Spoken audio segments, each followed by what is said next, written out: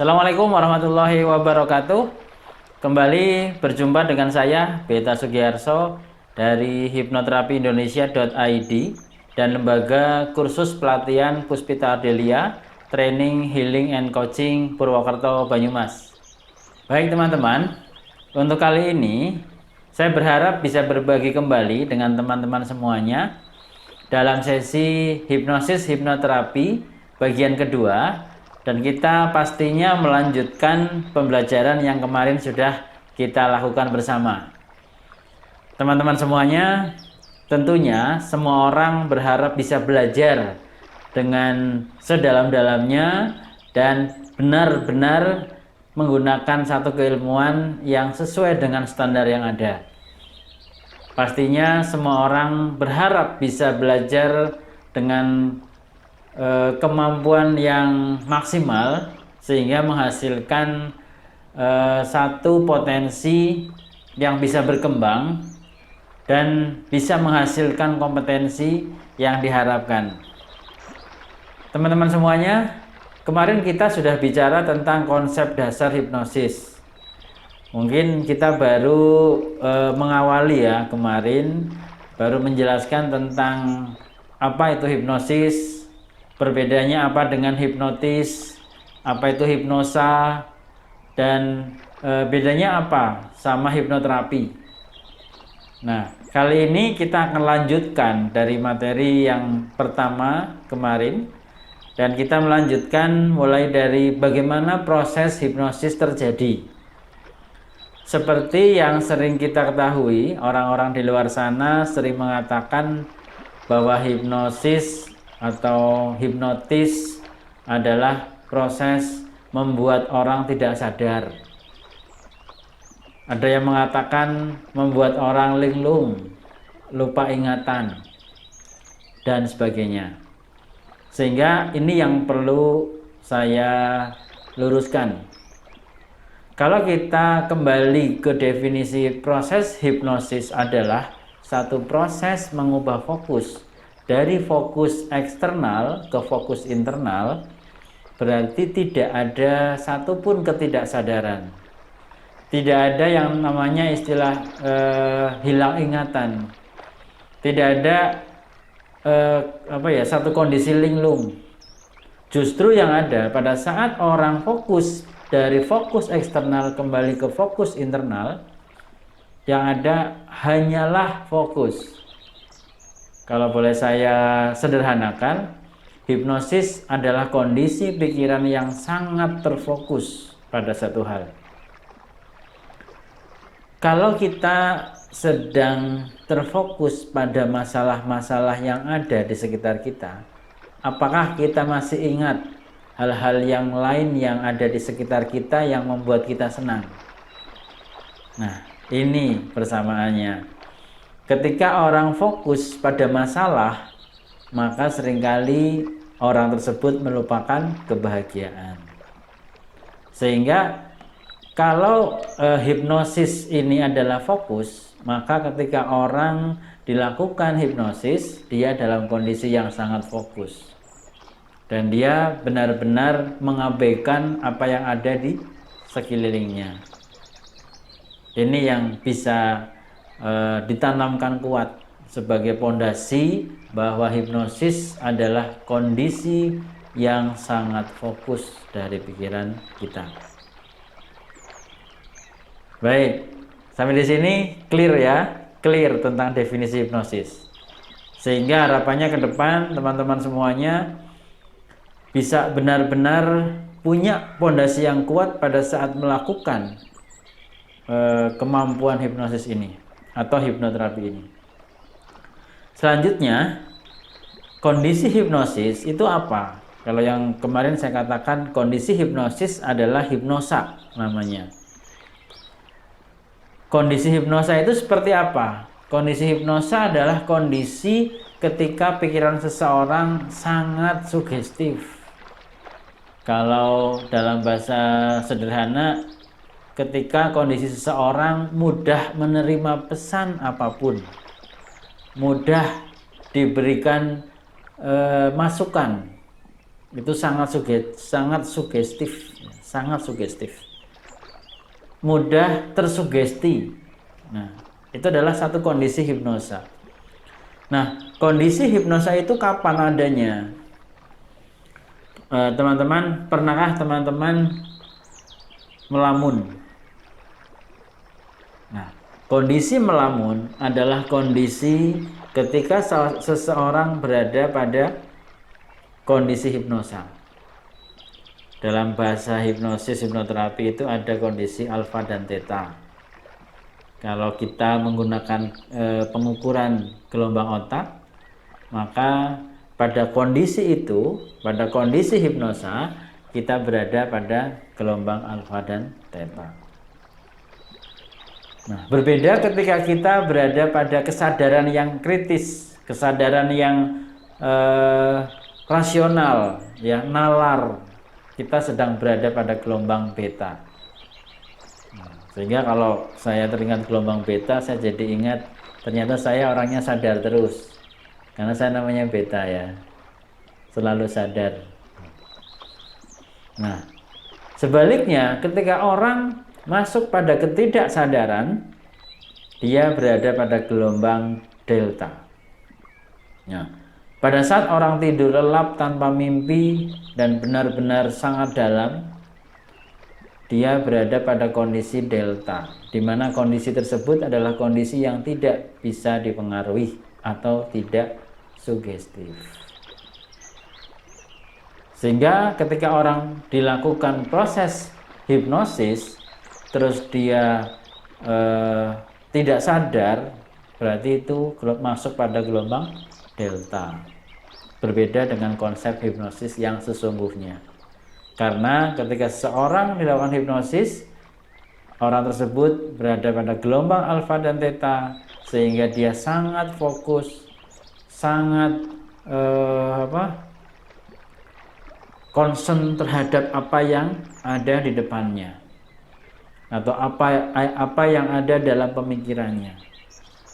Nah, ini adalah kondisi hipnosa tadi. Nah, pada saat orang sangat fokus tadi, atau pada saat orang berada pada kondisi hipnosa tadi, atau dalam kata lain berada pada gelombang alfa dan theta tadi, orang tersebut mudah menerima informasi ke bawah sadarnya, sehingga dia mudah menerima apapun yang dia terima dari orang lain ataupun sugesti yang dia dapatkan. Nah, ini fondasi berikutnya yang sangat penting, sehingga ketika teman-teman semuanya nanti mempraktekkan hipnosis, fondasi ini akan sangat membantu teman-teman semuanya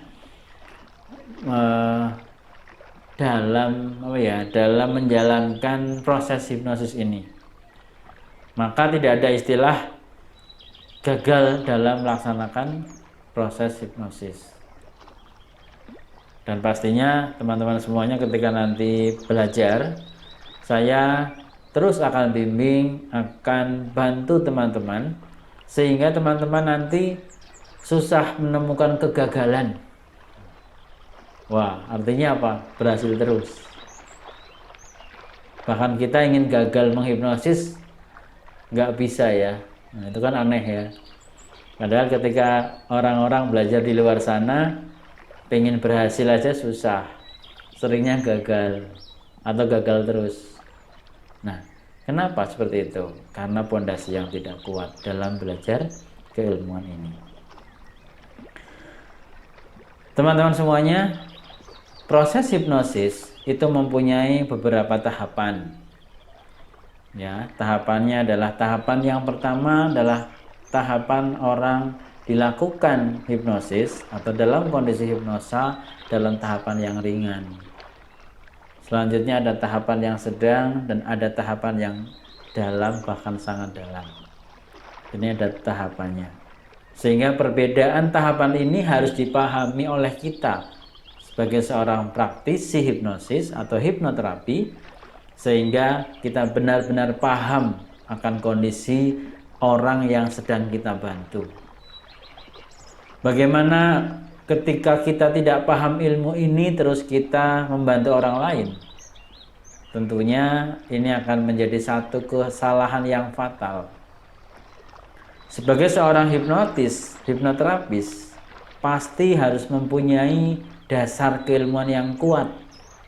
Karena hipnoterapi ini bukan hanya skill, tapi pengetahuan. Bahkan sampai pada attitudes, sikap. Ketika ada seorang yang melakukan hipnosis atau hipnoterapi dengan attitude yang tidak sesuai dengan norma yang ada, tentunya ini sangat melanggar etika seorang praktisi hipnosis dan hipnoterapis. Ini yang perlu kita pahami. Sehingga teman-teman semuanya pastikan memilih trainer-trainer yang tepat. Dan ini akan menjadikan teman-teman itu benar-benar selain kompeten di bidang hipnosis atau hipnoterapi, juga mempunyai keilmuan yang mendalam, mempunyai attitudes yang sesuai dengan norma-norma seorang hipnoterapis.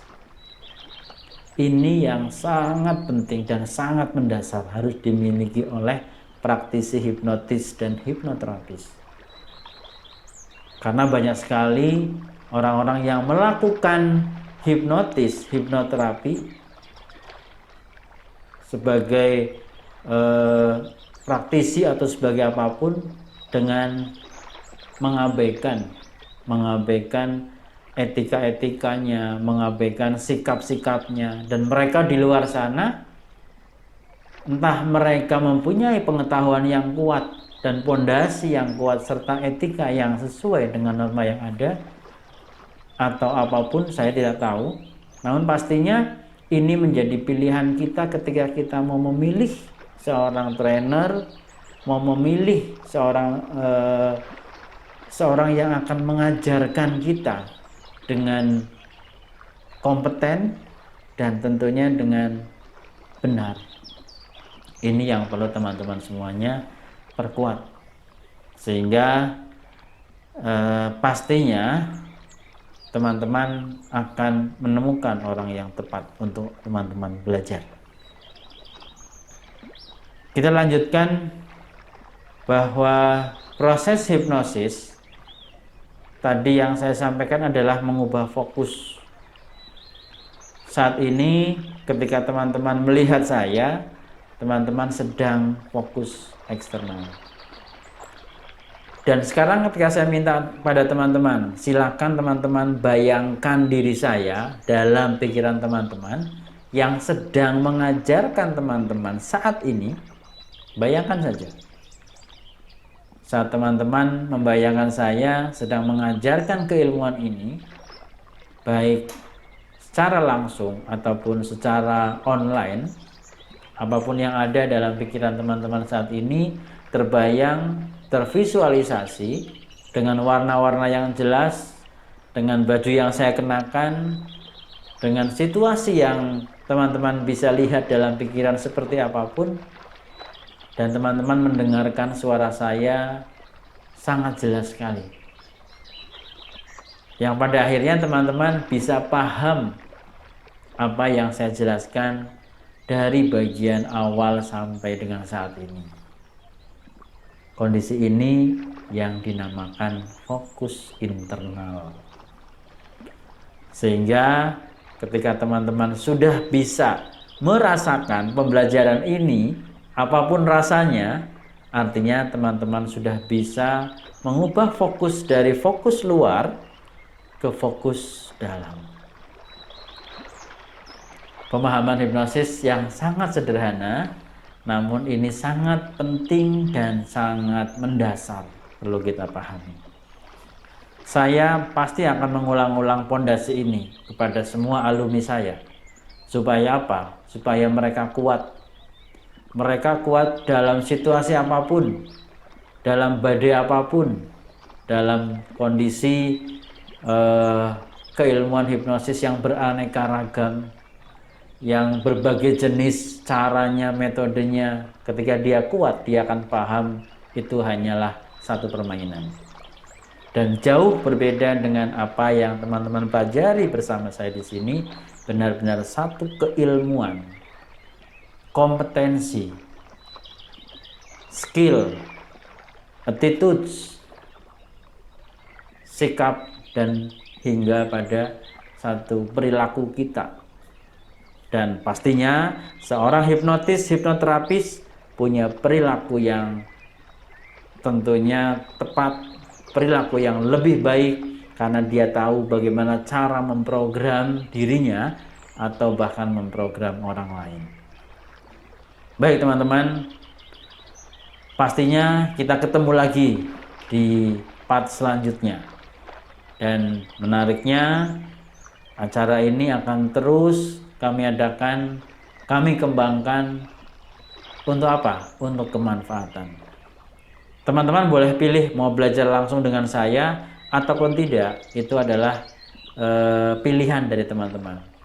Namun harapannya dengan kita terus bersilaturahim, kita terus belajar bersama seperti ini, teman-teman bisa dapat manfaatnya. Demikian teman-teman, sesi ini saya akhiri saat ini, dan kita berjumpa lagi pada sesi-sesi selanjutnya. Pastinya teman-teman terus hadir, terus ikuti, dan saya juga terus belajar pada situasi apapun, dan saya bahagia ketemu dengan teman-teman semuanya.